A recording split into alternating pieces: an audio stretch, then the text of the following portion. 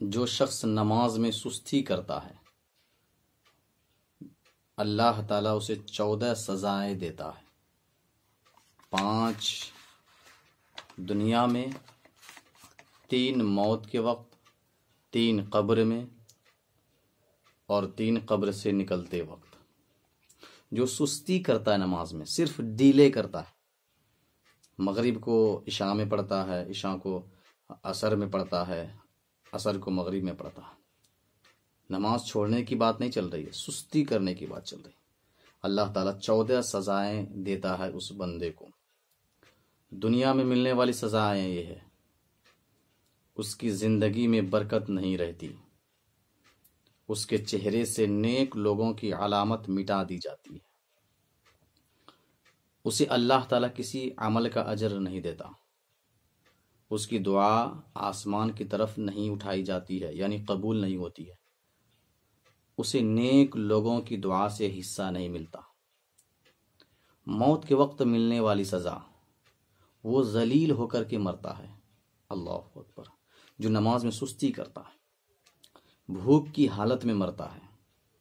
پیاسا مرتا ہے، اگرچہ دنیا کے تمام سمندروں کا پانی اسے پلا دیا جائے اس کی پیاس نہیں بجھتی۔ قبر میں پہنچنے والی سزائیں ذرا غور کریں، کہہ رہے اس کی قبر تنگ ہو جاتی ہے، یہاں تک کہ اس کی پسلیاں آپس میں مل جاتی ہے، اس کی قبر میں آگ جلائی جاتی ہے، وہ صبح و شام انگاروں پر لوٹتا ہے، لوٹ پوٹ کرتا ہے،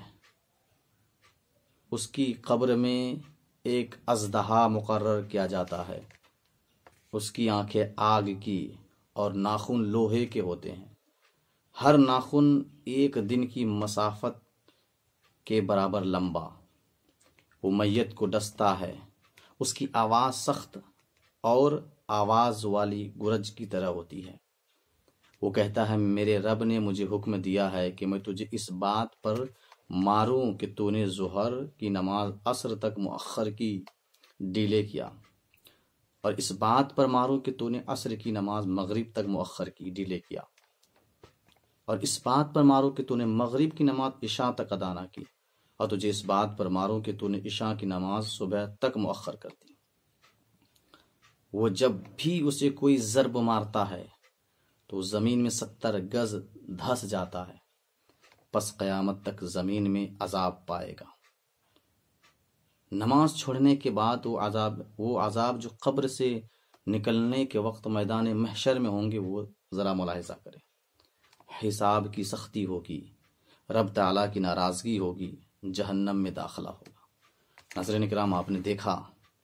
کہ وہ انسان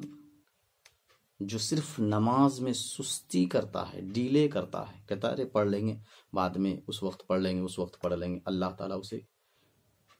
کتنی بڑی بڑی سزائیں اور کتنا بڑا عذاب دیتا ہے۔ اب اس بندے کا کیا حال ہوگا جو نماز ہی نہیں پڑھتا ہے۔